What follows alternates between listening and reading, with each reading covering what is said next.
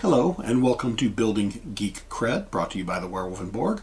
I'm your host, John DeCook, and on this episode we're going to be taking a look at the second edition Big Box of Alhambra. This was available through Kickstarter. First we'll talk a little bit about the game, and then we'll see what's inside.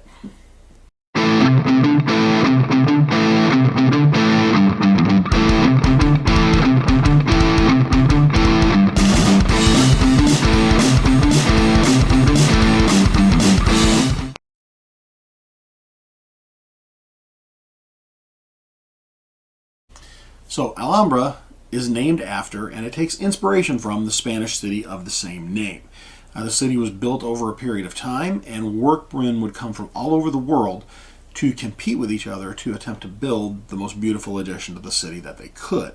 So that's the inspirational part of this game.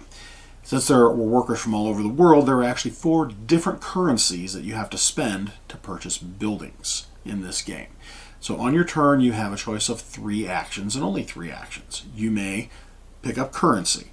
There will always be 4 currency cards displayed. You pick up 1 card of any denomination you want, or you may pick up multiple cards if their total is 5 or less. Now, it doesn't matter what currency it's in. You can mix and match currencies then, as long as the total is 5 or less. So you could pick up a 2 and a 3, or a 4 and a 1. That's 5. You're okay. You can do that. The second option is to pick up to purchase a building tile. So you need to use the correct currency to pay for the tile. If you don't have exact change and you have to spend more, you do not get change back. So you don't want to overspend. So you want to have a series of currencies, each of those currencies in different denominations, so you can buy buildings and get as close to it as possible. Now, if you do spend exact change on a building, you get an extra turn after you're done with that. So you can go back and take more currency or buy another building, what have you. The third thing you can do is rebuild your Alhambra. And the way that you do that is by taking tiles from your reserves and moving them into the tableau or moving other tiles out. Now, of course, there are rules when you're laying your tiles in there. Number 1, all buildings must be oriented the same direction. In other words, roofs must be away from the player, and the corner of the card that shows what the score is, the purchase price is, needs to be the lower right.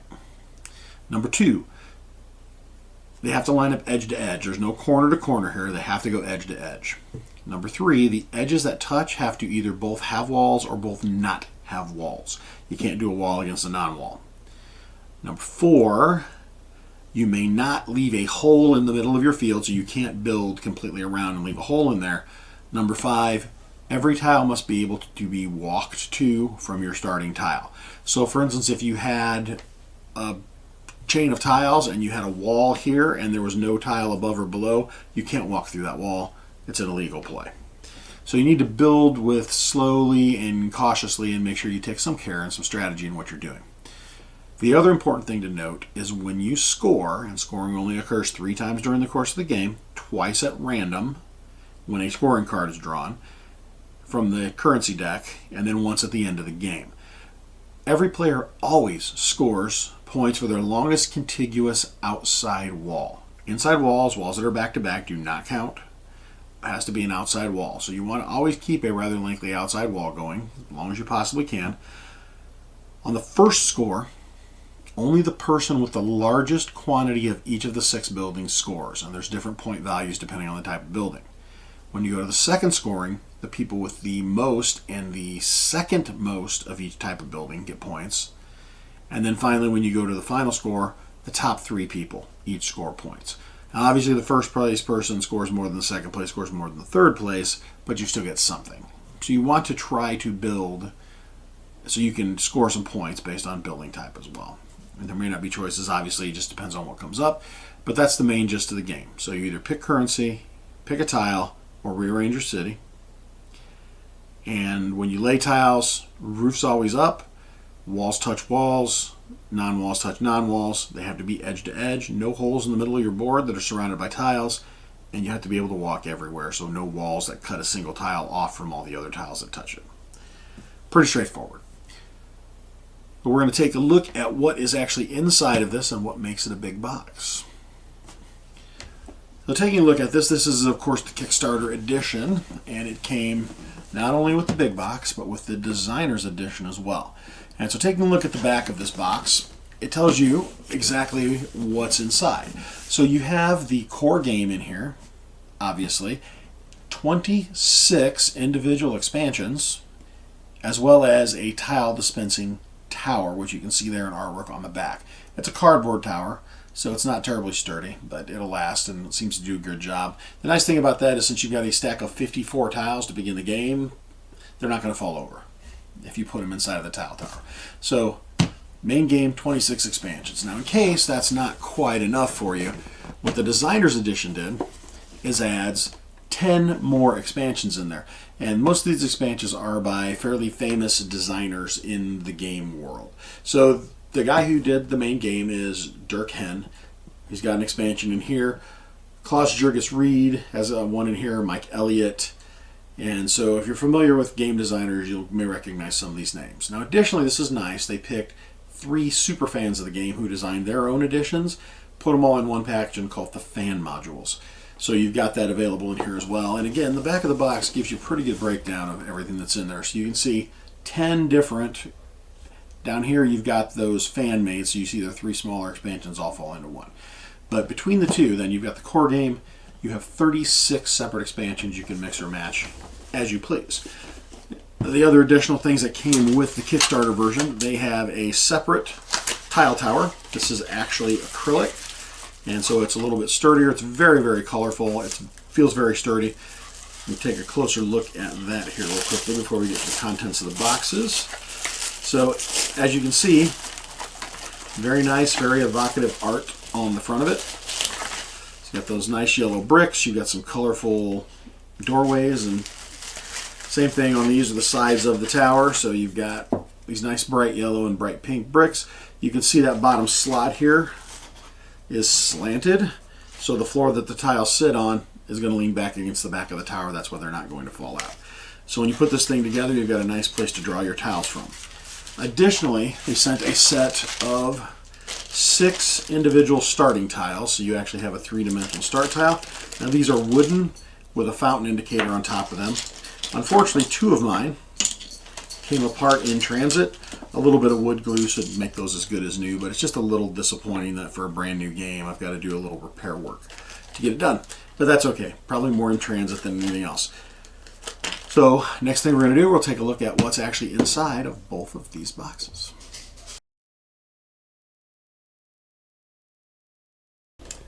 So let's open this up, have a look inside, and see what we've got. So first of all, let's take a look at the box here. Very nice, evocative artwork on this box. Notice on the additional one, the designer's edition, exact same piece of artwork used in the center there. So it's nice that they're reusing it. It'd be cool if they had an extra piece of art, but I'm okay with reusing it. This also notes out a very important award. It won a Spiel award back in 2003. So this game's actually been around for a very long time. I'm surprised I've never picked it up before. Set that box lid aside. So we've got inside, we're immediately greeted with, of course, rule books. We've got rules in English, and there's also a set of rules in German, which doesn't surprise me at all. We've got a couple of drawbags for pulling random items out of. I know we've got a tile tower here, so I'm not sure what's going to be random about it. But this is the cardboard version of the tile tower. We took a look at the acrylic version earlier. Now, if you watch any of my other videos, you know how much I love these game trays. They're nice for packing things away. So we have a stack of 4 here, all the exact same form factor. And we've got a nice embossed lid here for each of them. So those will be nice once we get things assembled. Now they put it in there like that, not closed, because there's obviously things that need to be punched out that are below the game board here. There are lots of tiles and things. So we've got 4 different decks of cards, it looks like here, and they're all going to, of course, give us different things. These appear to be currency cards. And then these, I'm going to guess, are the expansion cards. I know this one is for exchanging currency, which is definitely one of the expansions instead. And wow, look at all these lovely, lovely wooden pieces. Man, these are just gorgeous. Hopefully the glare is not too bad there. These are standard meeples, but I love the colors on them. They look slightly different. They're not quite as short and squat as a standard meeple. But then we got some black, just kind of straight things. I'm not sure. Those are probably walls, I'm going to guess. Got a series of discs in all the main player colors, all 6 of them. A series of just plain black cubes. Slightly taller cylinders. Interesting, these don't come in all of the main player colors. There's no white in here and there's no red. So that's interesting to me. And then we've got a bag here that again includes some of the player colors, white, red, blue, green, but this has brown and purple instead of white and orange. So I'm kind of curious as to what these are for. We'll have to take a look at it.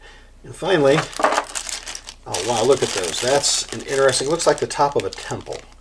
So, see, I'm taking those out of the bag because that's a really nice shape, and I want to make sure it's very clear on the video. Look at that. I've never seen a meeple quite like that, but it's certainly towers that are kind of inspired by Muslim type architecture, so very interesting there. We've got this bottom tray. This is obviously going to set down to the bottom. You can see where all of our tiles for playing are to go into that. Various other tiles. Now these is kind of interesting. Notice how it's got a circle around it with a raised portion. So when you go to take things out of it, you can usually just touch on the edge. It'll tip it up. Especially these, I would imagine that works. But kind of interesting. I'm not sure what's going to go in each of those, but we'll figure that out. So setting that aside, we get down to the punchable boards. And as you can see, this is the market tile.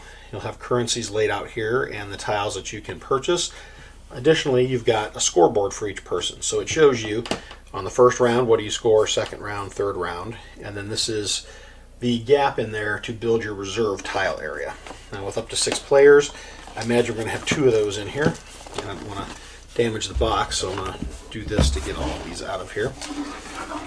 So yeah, we've got that sheet.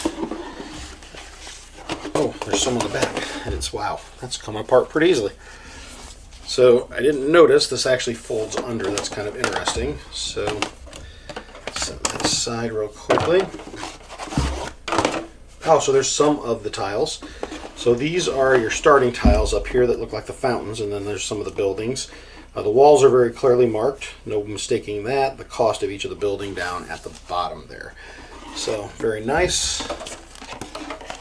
I like the colorfulness, and this is a really nice heavy duty cardstock too. So that makes me happy. I hate when there's flimsy components and things. Now a game of this size, I wouldn't expect that. So we've got some other interesting things here. These must be expansions. It looks like these, you can leave 2 of these in a single tile space, and there's a wall in between them, so that's kind of interesting. What do we got here? We have some tokens that appear to be coins. We've got some animals.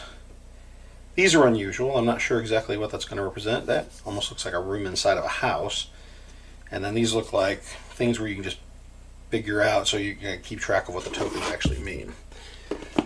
New tile tokens there. Interesting, looks like potentially new types of buildings, and these certainly don't look like any buildings in the rest of the game. So it'll be nice to figure out how all this goes together. Got another sheet like that. Well, that's what the tile, the tile tower should have been in there, but it was already taken out and rubber banded together. I find that rather interesting. It may have fallen out during production. A bunch more buildings there. I like the gardens. And the artwork right set up. That's a really nice piece of artwork for those gardens. Yep, there's the other starter. Oh, maybe not. Look like the other starter sheets, but it's got some other counter strips and some other things in that. And oh, there's the main scoreboard, so you can keep track from 1 to 100. And some additional tiles for the game. So that is inside of the core box. Let's push that out of the way, and let's take a look at what's inside of the Designer's Edition.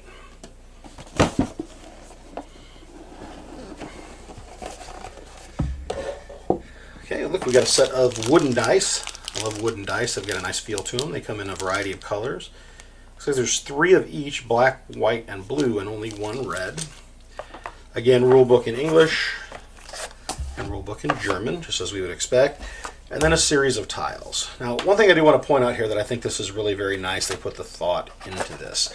For people who perhaps are colorblind, they've put specific icons on each of these. Now, these buildings are distinctive enough you don't really need it, but there are these icons in the corner. But as we look at other things within this set, work our way down. Okay, so for instance here, so you've got a series of octagonal tokens that are different colors, but each color has its own unique piece of art on it, so you can tell the people apart. in addition to the colors. You don't necessarily have to see the colors to do that. And similarly here, although this one might actually be problematic because we got the exact same items in a series of different colors. But you would just give those presumably to the player at the start of the game, and then you wouldn't have to worry about it from there. So here we've got the coins, and notice 3 of the coins are the same shape. They're circular, 1 square, but they've put a unique identifier in the corner. So again, they've done a good job of using icons to identify things in addition to colors identifying them. And that way you can always tell them apart, regardless of whether you can see all of the colors or you have some color blindness. I do have some friends who are colorblind that I game with, so that's always appreciated. But at any rate, there we have the contents of the big box. Obviously, I've got lots of things to punch out and sort, and the contents of the designer edition. Now, we'll be interested to see if the designer edition fit into this game tray as well. I'm going to doubt it, because there's plenty and plenty of tiles in the original box. But it will be interesting to see if they thought that far ahead and made this big enough for everything. So that is it, the unboxing of Alhambra 2nd Edition Big Box. Thank you so much for joining us on Building Geek Cred. Once again, I am John DeCook, your host, and we will see you next time.